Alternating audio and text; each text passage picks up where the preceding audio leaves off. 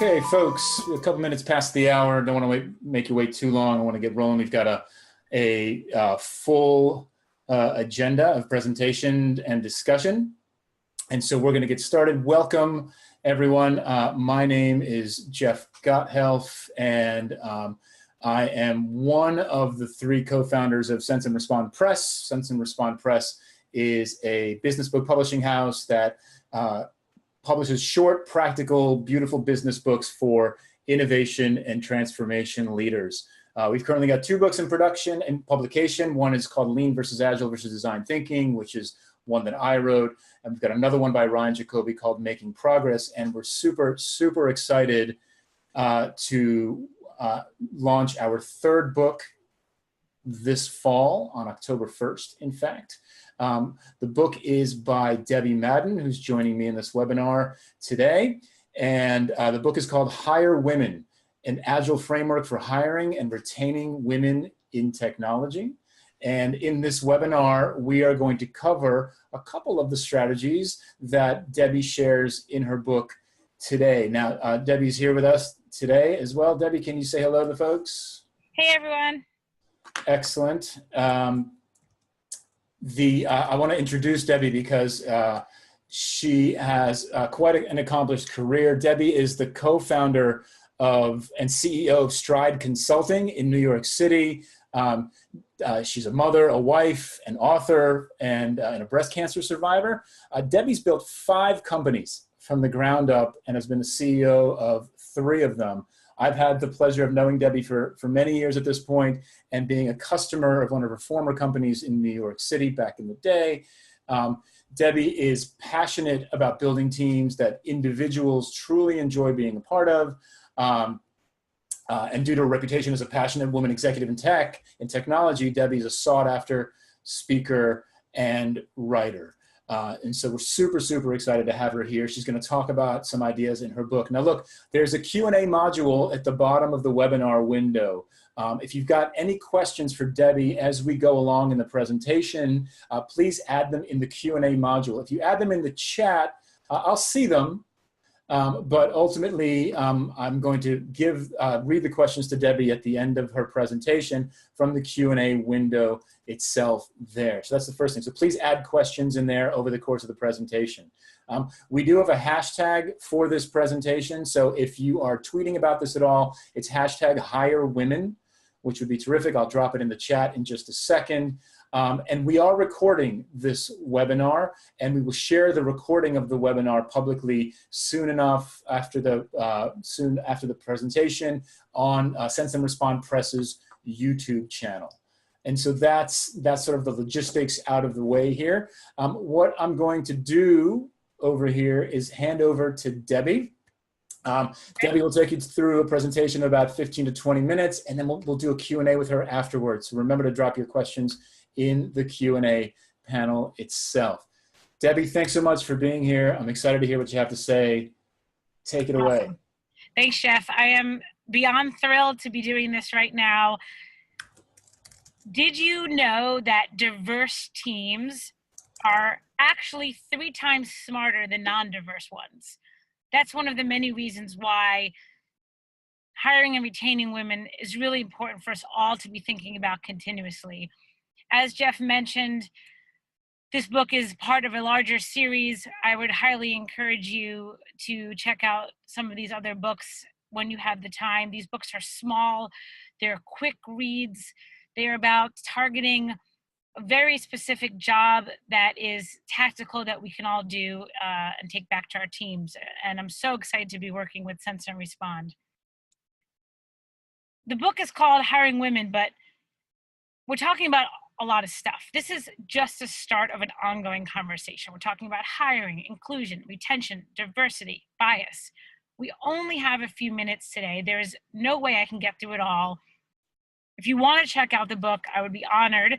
It is available for pre-order at the link below, bit.ly/Debbie Madden, and I'll show you that again at the end of the presentation. But for now, we're just going to talk about a few things, kind of the tip of the iceberg stuff.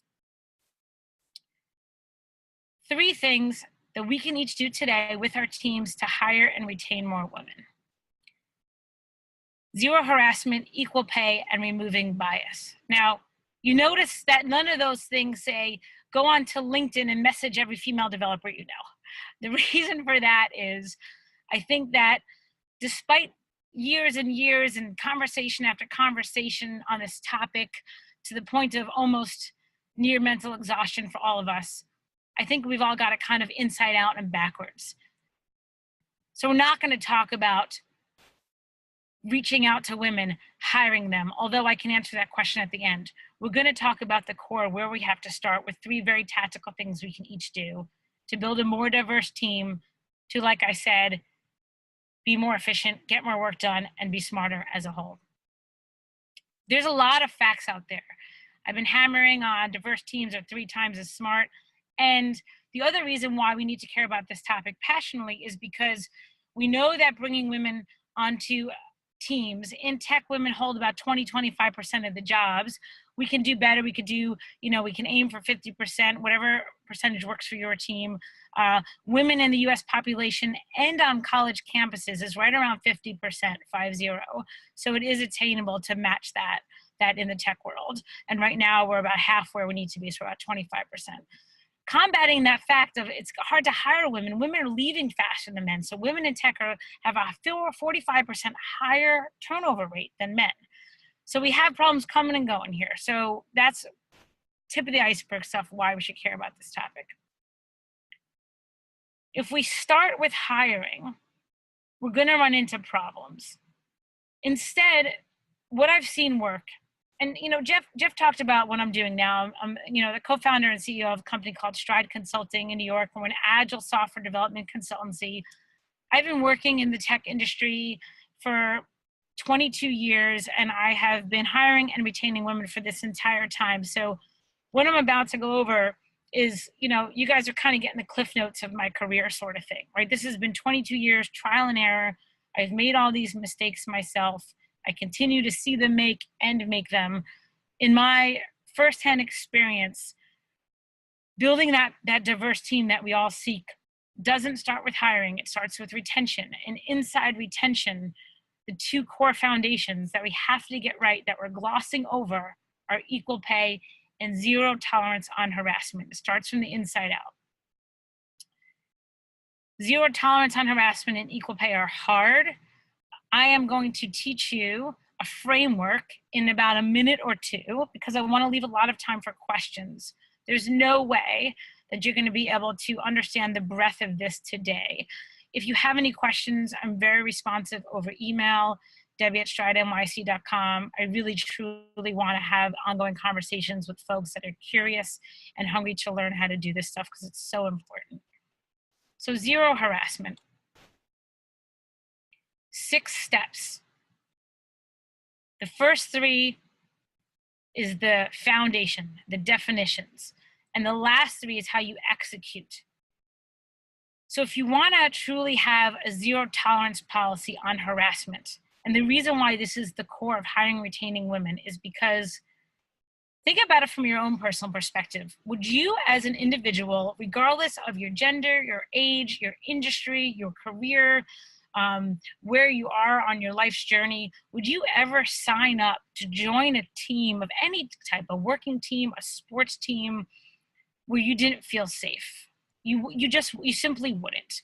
So the more teams can truly define a safe place for all individuals, the better we're going to be at attracting and retaining different types of individuals. That's why this is so important.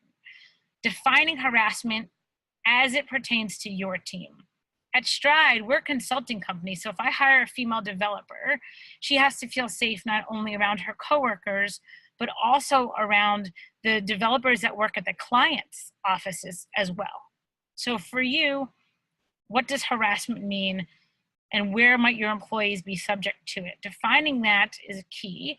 Also defining a code of conduct, the things that you expect and the things that you will not, tolerate in your environment. No isms of any kind is a good place to start. Racism, sexism, ageism, those sorts of things. And then putting that all together in an employee handbook. The key to getting this top part right is don't ever print any of this. The second you print it is the second it's outdated. really use, you know, your knowledge of modern agile engineering best practices and carry these practices over to this process that we're talking about. Create a digital handbook. Every time you change it, simply email your employees and alert them to the change. Make it dynamic, make it fluid. Once you have that definition, and you should involve a lawyer, you should involve your HR department, you should involve all your hiring managers, your executive team. This ought to take you some time. Then what happens when someone comes to you and says they feel unsafe, they've been harassed? 4, 5, and 6 are the key to executing a zero tolerance policy on harassment. First thing is you have to do due diligence. You have to place a call to your HR team and to your legal team and really figure out, have them guide you through dealing with each step. Deal with it the day you find out about it, not the week after, not the month after, but the day that you find out about it. Timing is critical. And then steps 5 and 6, liability training for anyone that's a supervisor and anyone that's an employee. New York State, for those of you that live in New York, as of October 1st, so 6 weeks from now, it's coming around the corner, is requiring harassment training every 90 days for all companies. So everyone is going to be getting a little help from New York City. If you want to know how to do this, again, this is one of those good times to email me, debbie@stridenyc.com. I can recommend a very quick, cost-effective, thorough way to do this. You can do an hour training for your entire company. This will protect you and go volumes. One of the biggest questions, and we'll save this for the end, but I want you to start thinking about questions now, is I'm just one person and I've signed up for this webinar. I've signed up, I'm on board with this idea, but I don't work in a company of one. I have the realities of I might work for an enterprise team. There's a lot going on. How can I do this myself?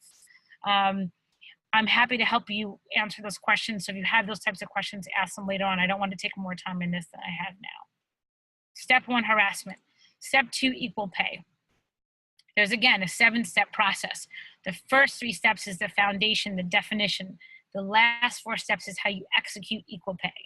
I myself, being a woman in tech, it might go without saying, but I believe very strongly that everybody should get equal pay for equal work.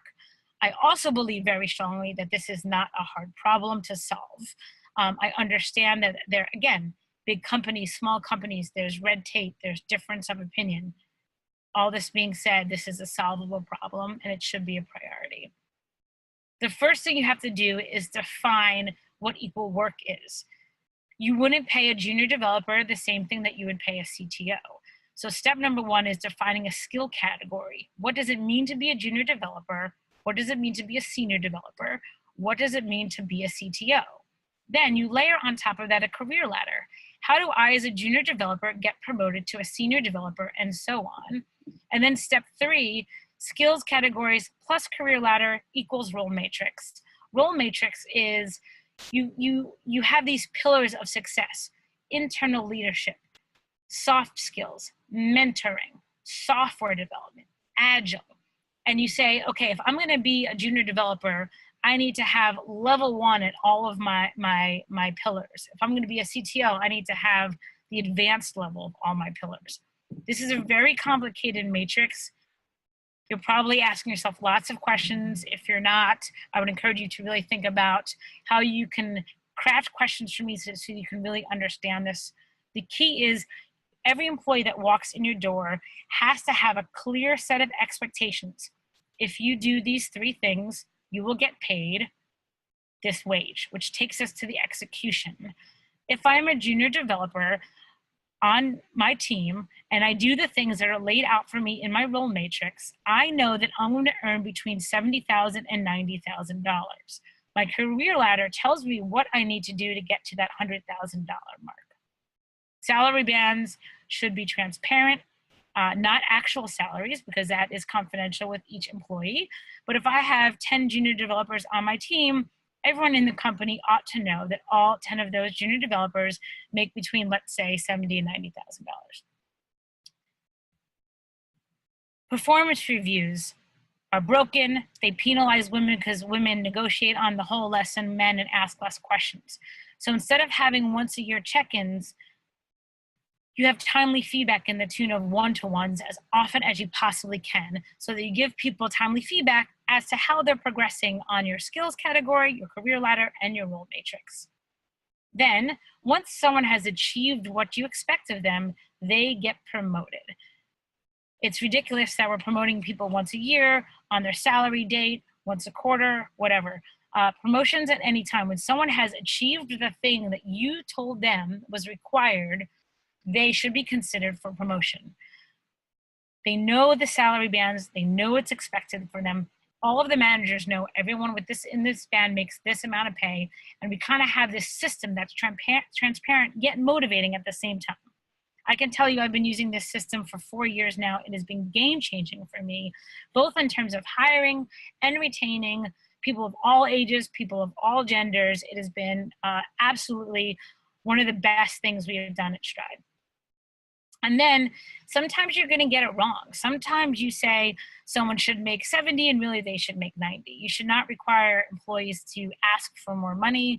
You should give people off-cycle, off-promotion, bump-up pay if you feel that someone deserves it and you or someone has simply made a mistake. Like with zero tolerance on harassment, I get many questions on this. I encourage you to ask them at the end. I want to take only a few more minutes now to go through the rest of this so we leave lots of time for Q&A. Going back to that circle that I talked about at the beginning, hiring and retaining women starts with creating an equal and safe environment for everyone. Zero harassment, equal pay.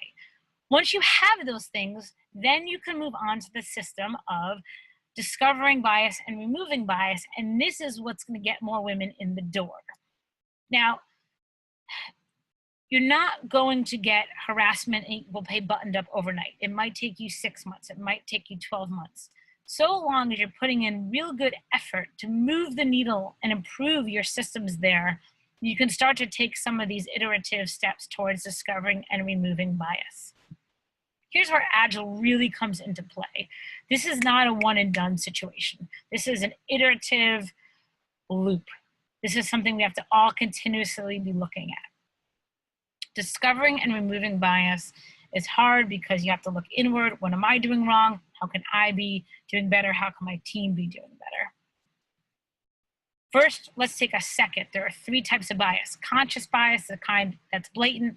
Unconscious, the kind we don't even know we're doing. And then confirmation bias, which is simply, I'm having a phone screen with someone that I think is like me, therefore I inherently think I like them, therefore I'm going to ask them softball questions so that they confirm what I already think I know about them.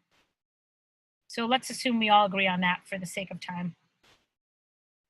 In order to discover bias in your hiring and employee process, you're going to find 100 things. Just like with Agile, you have to create a prioritized backlog here. It's a mistake to do everything at once. Pick 1 or 2 things to move the needle on and then reset it every single quarter. In order to know what to focus on, take a look at what your company goals are and align your hiring and retention goals to your annual goals. And then to determine the low-hanging fruit, do a mind map. A mind map, you may or may not have heard of it, very, very briefly. It is a visual representation of all the stuff that's going on for you. So for example, inside hiring and retention, on the left side here, we have our website, we have social media, we have our employee benefits, we have job postings. Which of these things are the most impactful and the easiest to change, right? You could do 1, 2, 3, you could do red, yellow, and green. You could circle the ones that are the easiest to do and the most impactful. Bring a small group of people together that are excited about solving this problem with you. Do a visual representation of all that's going on. Pick 1 or 2 things that align with your company goals, and then get to work on doing those things. Track your backlog. We use Trello. You could use Jira. You can use any tool that you want. You can use index cards. Make sure that you do not try to have too much work in progress. Pick 1 or 2 things. I can't stress this enough. Now, people say, all right, I get it. I'm on board. Cut to the chase. Just tell me what to do. So this is my last takeaway for this webinar. If you want to remove bias, here are some of the things that I have seen work best. Now, the obvious stuff I'm not talking about. Your website should have diverse images. You should have benefits that apply to a variety of people. Those are the kind of the obvious things. These are the less obvious things, equally as important. Step number one, inside your company, you should encourage all of your employees to find both internal mentors and external mentors of people that are opposite sex and opposite race and different age, gender, and age generations than they are. Pairing people up one-on-one in a mentor-mentee relationship with people that are not like them is one of the single biggest things that impacts empathy towards different types of people. Second, make sure you have gender-neutral job descriptions. You can put your job description into Text.io and it will tell you, it will literally spit out the answer for you. Couldn't be easier. Blind interview process. If you can, have one step of your interview process where the person being assessed is gender is not revealed. At Stride, we have someone take a take-home code exercise and our developers grade the code without seeing the identity of the person. This will go a long, long way. If you think people are rejecting any type of person on an unfair percentage than other people, send through a couple of the people that fail, known as false positives, just to kind of test that theory out. The last thing is to avoid that confirmation bias we talked about. It's very important to script every single interview you have, the phone screen, the on-site, the culture interviews, the offer. Script everything so it really is apples to apples. And please, hopefully many of us are here. We're all connected through the Sense and Respond community. Hopefully we all care and understand Agile, so I don't have to labor this point. Prioritize your work, align with Agile goals, annual goals, create a backlog, estimate. Don't spend a lot of time. Small, medium, large is good enough. If you can, do weekly Scrum. And finally, embrace and anticipate change.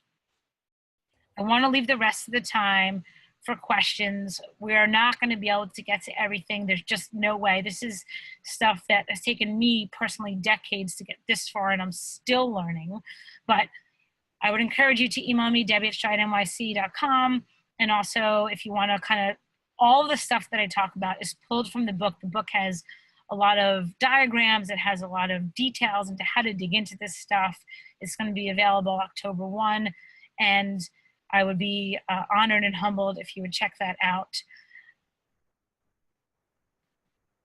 Most importantly, we have a lot of really interesting stuff going on here. What Sense and Respond is doing is really commendable. I'm really excited to be a part of this, almost like a movement. We're creating small, easy to read, quick 30-minute reads that are going to really help us form and improve tech teams for decades to come. So please check out these other books as well. And with that, Jeff, I appreciate the time. I'll turn it over to you for any questions you or folks may have. Excellent. Nice work, Debbie. Thanks so much for sharing that. Yeah, of course.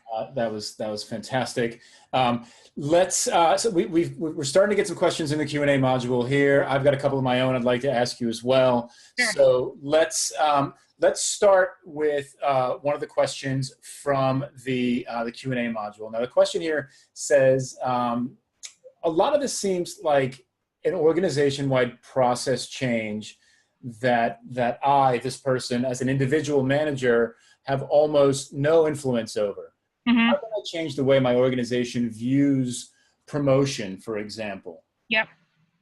I think that's one of the most common questions I get, and I appreciate you answering it. Before I answer, I'm just gonna try to minimize the screen. And does that work? What I've just done? Everyone can see Perfect. My face now. That's good. Okay. Perfect. So, yeah. All right. So that's one of the most common questions I get. And here's how I have seen this work the best. If you can find one volunteer to work on this with you and start with a small visible win, that is the best way to achieve impact when it comes to all the stuff I've talked about. The last thing you want to do is have any sort of mandatory or forced involvement in this stuff, because mandatory training, mandatory involvement, it actually backfires. It says, you're forcing me to get involved in this diversity inclusion effort, but I already think I'm a good person, so I don't need to learn, and therefore I'm going to dig in my heels and resist helping. So rather, if you can find 1 or 2 volunteers that are excited as you are and say, let's just the 2 of us do a mind map. Let's just pick something that we think is not going to cost any money, is not going to cost much time, yet will be very impactful. You might take your job description from your website, plug it into Text.io, and then change a couple words, see the improved Text.io score, and simply email that to someone that holds authority over this and say, look, this took me 5 minutes, and look at the impact. This is data that is impactful and real. This is not just fluffy stuff here. Start with those small visible wins and get people on board with the idea of incremental change, just like with building software development, just like with improving an iterative workflow within teams. That's the way I've seen it work the best. I want to add an asterisk to my answer. Sometimes you are part of what I would call a toxic environment. Not all cultures are good. Not all teams are good teams. If you try and fail at this, and it is critical to the values you hold as an individual, sometimes you have to break glass and quit.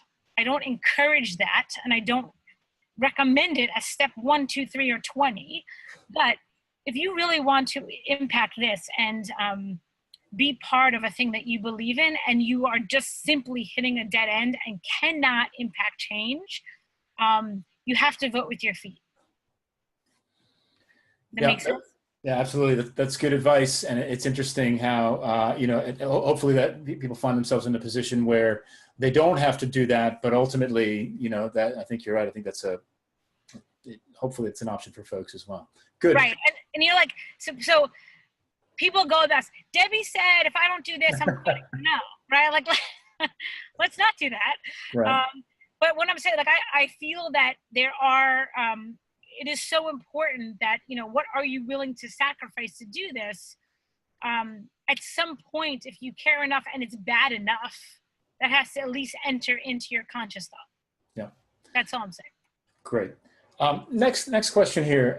You mentioned getting a small group together of people who are interested in getting involved and starting this effort. What happens if the individuals that volunteer are not a diverse group of people? Is this a problem? I don't think it's a problem. I don't think it is on the shoulders of women to solve the hire women problem. I don't think it's on the shoulders of people of color to solve the people of color problem, right? Like, I don't think that you have to have people of diversity to solve the problem, right? Like, let's say you have a software startup and you have 10 employees and they are all men. Like, that's a reality. You shouldn't wait till you find a woman to hire and who's willing to help you solve the problem to get to work on this problem, right? Even if you have a team of 100 and you have a whole bunch of diverse types of people, that would stop for me as a woman to feel like I had to be on the diversity team just because I come with the right, parts, right? Like, it's not fair to force me to help solve the problem. So I think it's perfectly fair for people that care about this to be part of the team. Perfect. Thank you. Interesting question coming up here. I think I understand the value of scripted interviewing in combating bias, but aren't scripted interviews stilted and lacking in opportunity? This is a whole nother webinar. Sign me up for next month. We'll talk about that. Interview questions. My favorite book on interviewing is called Top Grading. And that is a very specific, it's like 5 questions. I highly recommend everyone read it. And in my opinion, those questions are phenomenal, and they are very open-ended, and they leave a lot of flexibility for digging in and follow up. I think the way we get ourselves into trouble with scripted interviews is we fail to ask follow-up questions. So one of the questions from top grading is, tell me what you were hired to do. Someone could say, oh, I was hired to, I was part of a software development team. Now, you run into the mistake that was mentioned in the question when you then move on to a different question. But if you dig in and say, oh, that's interesting. Well, how did that turn out? What problems did you run into? What were you most proud of? What did you learn? If you use those scripted questions as your core and limit them to 5 or 6, and then you really have to listen. Like this guy, Tom Peters, who is one of the world's best business authors in the world, said the funniest thing I've ever heard. He said, if at the end of a 30-minute conversation, you don't feel like vomiting, you weren't listening hard enough. And that, right? Like, and that just says it all, right? You have to like really listen, actively listen and dig in. So when I say scripted, I don't mean set it and forget it scripted. I mean scripted and listen literally so hard that you feel like vomiting after. Got it. Great. And it's worth it's worth mentioning here as well that we here at Sense and Respond Press have a book on a separate book on hiring for the innovation economy and how to hire more diverse teams coming out later this fall as well, called Hiring for Innovation by Nicole Rafuku as well. So a little plug, I'll drop the link here in the chat in just a second as well. So just a little plug there. Nice. Great. Cool. Next question, and they're coming in hot, so we got to get moving a little bit. What advice, Debbie, do you give for getting buy-in from leadership on this initiative? We found that most leaders believe in this. Right. But then when the rubber hits the road, taking longer to hire, rethinking how we do things, they're not really willing to change. Yeah. So here's what I've seen work for me. So in my career, this is like, for me, actually a survival tactic, because for me, as a woman at tech, I have often found myself like a seat at the table and it's me and a bunch of men. So I've had to get buy-in for like everything I've ever done for the last, 22 years. So this tactic that I'm about to share is something that works for this and also I think for everything else. So you go to the person, let's say it's your CEO, let's say it's your manager, let's say it's your board, and you start with what they care about. People love talking about themselves. Just everything I say, people love talking about themselves. So first thing, hey, Jeff, you're my CEO. So we set this goal for the year. That's interesting. Tell me more about that. Okay, great. So you want to make X% profit. You want to double in size. You want to do A, B, and C. You want to get X many users. It's really important to me to focus on diversity and inclusion. Are you on board with me spending 2 hours a week if I don't mess up your goals and I don't take X amount of money and I achieve A, B, and C? Yes or no? Yeah. And then if they say yes, great, awesome. And then it's on you. This is where you have to really get good at managing up. Okay, I am gonna help you achieve your goal. Did you know that diverse teams are actually 3 times smarter than non-diverse teams? I think if we increased our D&I initiatives, we would actually have an easier time achieving your goal. Like, look, gotta always take it back to them. And if I'm wrong, I'm wrong. And if they say no, just carve it out till it's smaller and smaller and smaller. And then that's when it's like, in case of emergency, break glass. Like, if you're just dealing with an a-hole, then you're like, listen, this isn't working for me. Hopefully it won't get that far. People are afraid of things they don't understand. They're afraid of missing their numbers because then they have to answer to the board. So the sooner you can assure your leadership team that all that stuff is going to be protected, you're not going to risk any of that stuff. You're actually going to make it easier and make them look good. That's how you kind of like, you got to like part the waters to clear a path for yourself. Got it. So you're, if they see risk in it, essentially you're compartmentalizing the risk, you're reducing the amount of investment initially to prove value, and then hopefully getting to expand that level of investment. Right. Well. Yeah. If you go and say, I want equal pay for all, they're going to be like, hell no. Like, that's going to take way too, like if you say someone that's going to be like, how do I even do that? Right. But if you say, okay, well, the first thing we're going to do is we're going to create just a skill, like a skills ladder. We're going to like, okay, we have junior developers and mid-level and senior, but do we really know what it takes to get promoted? Or like, do we have it explicitly written? How's about I do that? Yeah. Right? Like, just kind of start with the small stuff, the stuff that, again, takes a few hours, doesn't require a big financial investment.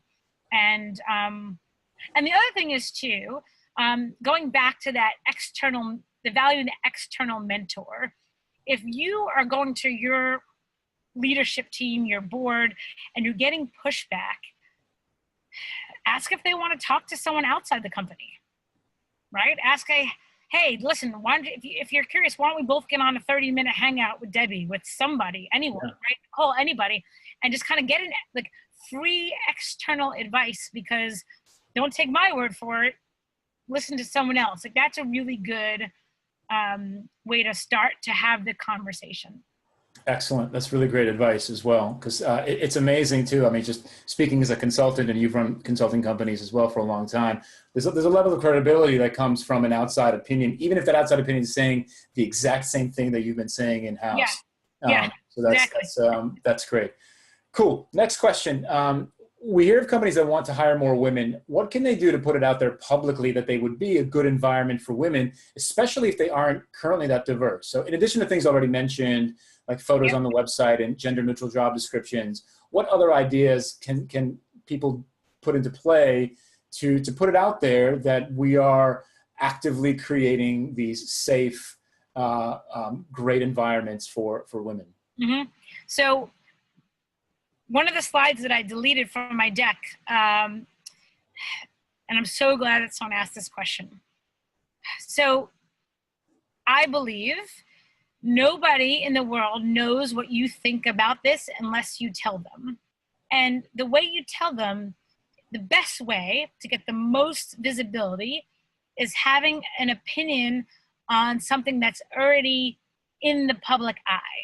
So a year or two ago, when Uber had that whole like scandal with they don't treat their women engineers well, and they have a toxic work environment, I wrote an article. I wrote it myself. I published it on Medium, which anyone listening today, anyone ever listening, you can all do that. You can answer a Quora question. You can put it on your company's blog. And I said, here are 5 things Uber can do to fix its toxic work culture. And that blog got a lot of attention because the whole world was already talking about Uber's software engineering culture. So people are afraid, or believe, rather, not afraid, people believe that it's not worth saying something unless it's original. To which I say, like, gobbledygook. Nothing that I've ever said has been original. Like, everything that I've just taught you, I'm saying things that all of you already know. I'm just connecting the dots in a way that we can get our hands on, right? But I'm not creating something that's patentable, right? I am sharing and communicating in a certain way. And I would encourage us all to think about that. And Jeff, you don't know this, but the slide that I tell everyone about when I talk about this is the one I heard from you 5 years ago called Break More Pots. Yeah. It. Right. So a few years ago, I heard Jeff talk, and he said, the more we get in our career, the older we get, we're afraid to make mistakes. Whereas like a kindergartner will like make 100 mistakes and they don't care, and they're messy and they're sloppy, and everyone thinks they can only write a blog if it's like War and Peace. Right. Just write a 500-word blog. Read the New York Times. Read Crunchbase. Read TechCrunch. Find something that you care about and you have opinion on that will share with the world your opinion on D&I, and just write it. Yeah. Right. That's my opinion. And if you're afraid that your company is going to be upset, run it by your marketing team and get their approval. But because that's your your system of record, right? That's how you voted. I'm for or against this. Like, everybody that knows me knows I'm against the Uber thing because I wrote this blog. It took me half an hour to write it, and it lasts for infinity. And I can take it down if I want. I can edit it if I want, right? So that's the best way. You don't have to prove anything. You just have to share your opinions. Right. Essentially, you're creating aiding the brand, you're creating the brand, you're with this content that you're generating. And so good website, right? Good job descriptions, but the stuff that the company puts out there to be consumed also repeats this message and really kind of drives that home. That's really good advice. Yeah. Cool. Next question. Okay. It can be difficult to convince management internally that certain aspects of the culture are abrasive when it seems to affect none of the people present for the behavior. So for example, the question asker, I hear some things that I think are disrespectful to women in general, but as individuals, none of the small number of women, either openly or privately, express any negativity about it. Where do you start under these circumstances? I would not call it toxic, but it is hard to make arguments about objective standards of respect when you don't carry the moral authority of being directly affected. Mm-hmm. So someone that I know, and I don't want to say who because I don't know if this person wants this shared, said they do something that I think is fascinating. And what they do is they have in small trusted teams, so let's say on a squad or on a team of people, they'll ask everyone in the group, not women, not men, just everyone in the group, and it's part of their culture now. I think they do it in their weekly scrums as part of their scripted agenda. Raise your hand if you feel that you have been biased against in any way in the past week. Wow. Raise 50% of the people and move on, right? And the person will say like, oh, well, that's interesting. No men raise their hand, and 3 out of 4 women in the room raise their hand, and then they take that back to management, and it's like, listen, I'm not even saying what it was, and I'm not even digging in. It's just like a quick temperature check, and it's data. Like, this is happening, and it's not blaming, and you're not even getting back to management who said it. So if people aren't comfortable saying it in front of people they don't trust, they don't have to, but it's very quick. It takes 5 seconds. It's part of the culture. And it's a nice way to get data up the food chain, if you will, without people feeling they're doing something wrong. So that, I love that. That's one of the most effective things I've ever heard for ways to do this. And I think, the other thing is, if someone feels that that's happening and they're, there's difference of opinion. There's always going to be difference of opinion. You're not trying to get like 100% consensus, but you also don't want people to dig in and fight you either. So if there's something happening, you could do, here's where like a lot of agile exercises come into play. You could do the 5 whys. Like, oh, let's, as part of our retrospect, do the 5 whys on why this happened. You could do plus delta. You could do a timeline. You could do some sort of agile retrospective activity to uncover problems. And you might not even label those problems, right? Having to do with diversity or inclusion, right? That you don't have to like call the kettle black sort of a thing, right? It might be other, and you might be wrong too. That's the other thing. Like you might, there might be problems. It might be because, you can't give all women a pass, right?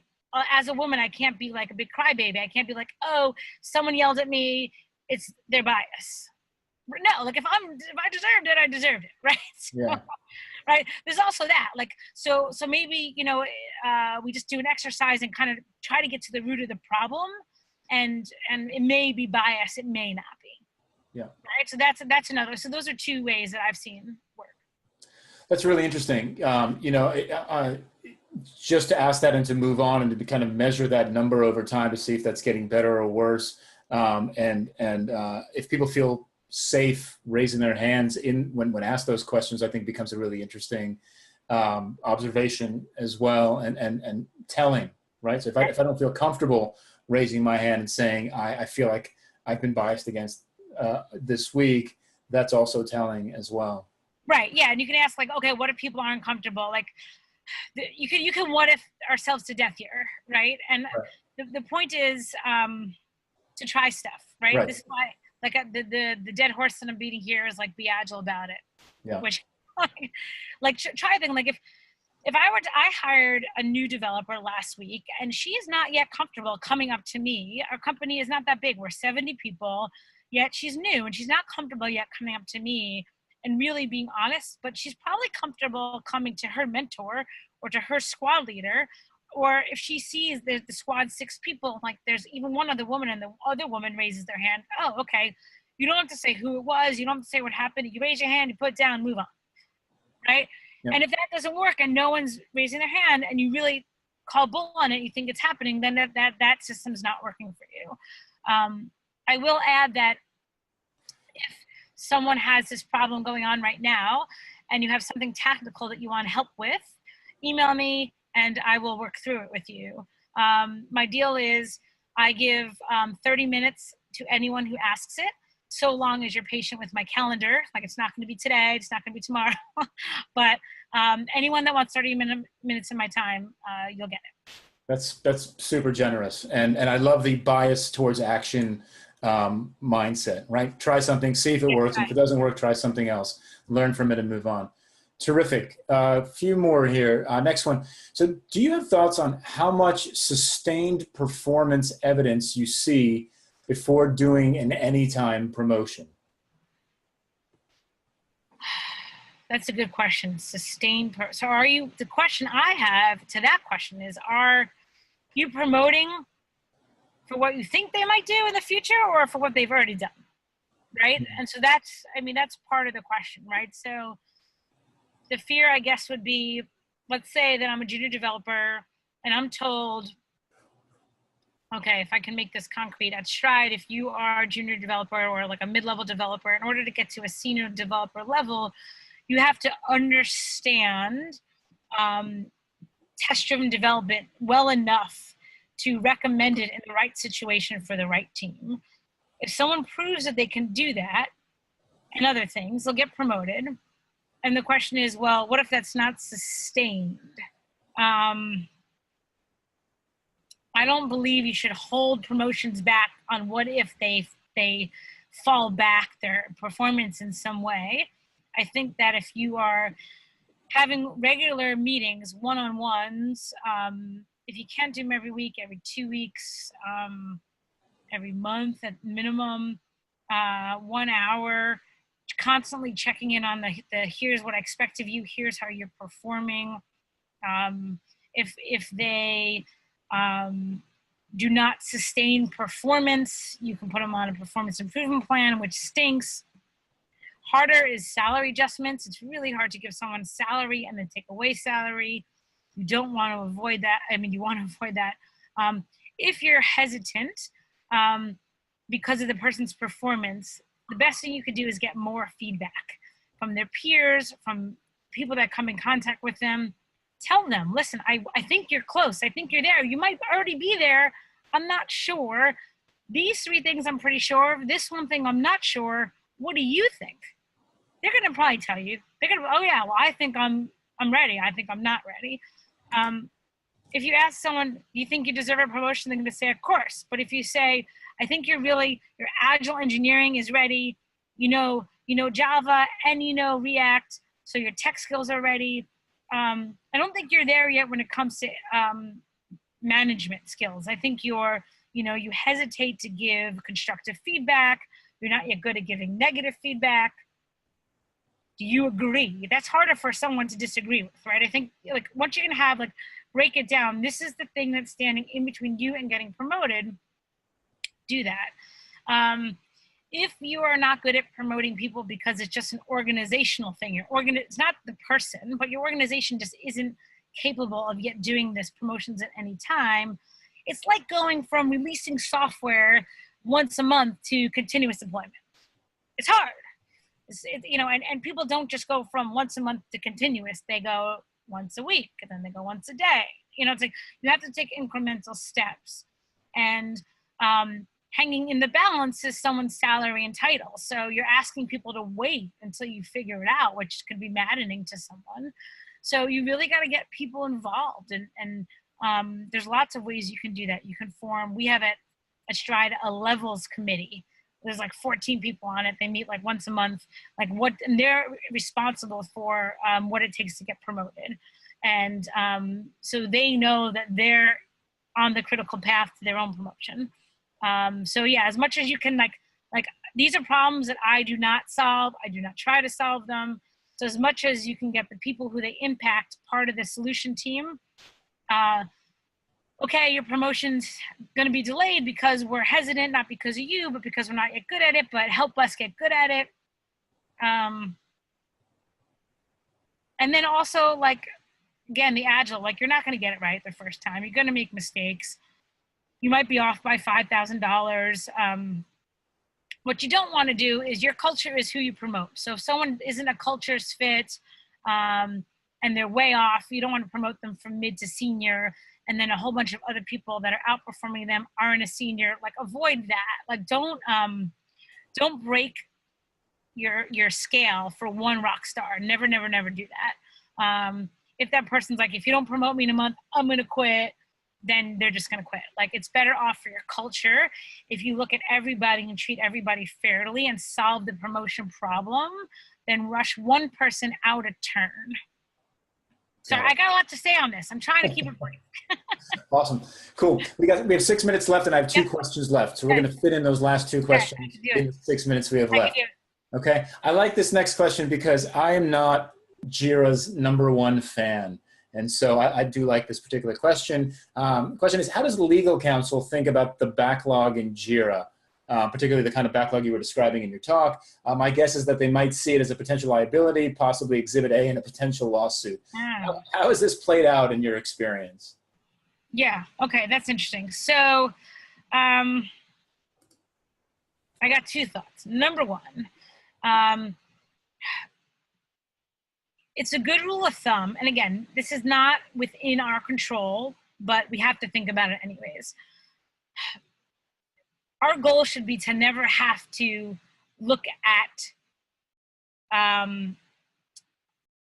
contracts, legal documents, right? We should always aim to treat people as best as possible, like good individuals, you know, do unto others sort of stuff, and really kind of always tell people, I will do for you what I can. I am always looking out for you.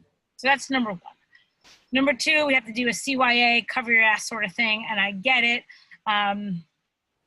My biggest piece of advice for you is to involve said legal team from the start. Same reason why you want to involve QA in your sprints. You want to involve your lawyers at the beginning. You don't want to wait to the end and be like, oh, can you do quality assurance on this? Can you test this? You know, like, think of your lawyer as your QA team. Like, you want them involved in the beginning, because if you happen to be on a team, you might have certain HIPAA regulations or privacy regulations or whatever. You might have security clearance. You have all sorts of things that we can't possibly all understand. Certainly, you want to ask the questions up front. If I did this, what's the worst that can happen? And then whoever makes the decision has to make, what is my business risk and what risk am I willing to put up with? So if your lawyer says you don't have anything special, just a normal run-of-the-mill course of doing business risk, and I know that I have a good culture, I treat my employees well, things are going fine, and it's like 1 in 100 million chance that Trello is going to be a negative, then it's not a big risk. If the lawyer says, because of our industry, because of our culture, because of the existing lawsuit, we really got to do A, B, and C, I would listen to your lawyer. Good. Excellent. Excellent. Okay. Last question. I think it's a good one too. What can someone do to counter unconscious bias, especially in performance reviews? Oh, God. You gave me 3 minutes to answer 3 this minutes. question. That's it. 3 minutes. What's one thing someone can do to counter unconscious bias in performance? In performance reviews. Okay, Yeah. so the data, the research has told us the more frequent feedback, the more unbiased it is. Simply replacing annual performance reviews with one-on-ones is the biggest thing that you can do. So this is like research by, like, if you, Harvard Business Review has like a 60-page diversity and inclusion research packet. It is phenomenal. It is based on science, research. I think you have to pay $70 for it, best $70 you're ever going to spend. I would highly recommend you check it out. It has all the research that backs up all the stuff I'm about to say from actual scientists and researchers and all this good stuff. When you give someone, a woman, an annual performance review and you say exceeds, meets, below, women perform worse in those situations. So the more you can get away from those, and I understand we got to document, we got to see all that stuff, one-on-one feedback is much better. 360-degree feedback from different people, two-way feedback. At Stride, we have this thing called Striders Who Lunch, where every month you can go on the company Amex card out to lunch with another Strider with the goal of two-way feedback. I give you feedback, you give me feedback. So we're not necessarily manager or managee. We're not necessarily even on the same team together. A recruiter can go out to lunch with a software developer. And it's really just providing this holistic rainbow of feedback. And then there was one more thing which has totally escaped my mind. Ask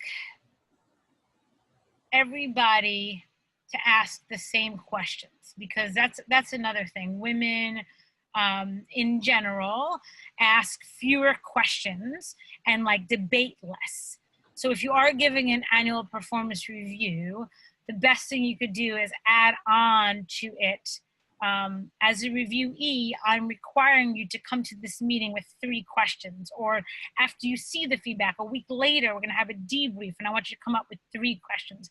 If you can somehow, in any small way, level the playing field in the inquisition part, that would help. Got it. Awesome. Debbie, thank you so much. That was a ton of information in a densely compact period of time. Thank you. It was a ton of fun. Awesome. Couple things here. We've recorded this webinar and we will share it on the Sense and Respond Press YouTube channel. The link for it is in the chat. You can subscribe there and get all of our videos there as well. So this will be up there. I'd say give us a week max and we'll get it up there, and I'll certainly tweet about it. I'm sure Debbie and Stride will share it out as well once this thing is live. You can pre-order Debbie's book, Hire Women, at the bit.ly link, bit.ly/Debbie Madden. Over on Amazon, you can start to get those pre-orders going. The book should go live October 1st. That's our plan at this point. And beyond that, keep an eye out on our Twitter for upcoming webinars from more of our authors. Check out the books that we already have coming out. Debbie, thanks so much. Again, this was fantastic.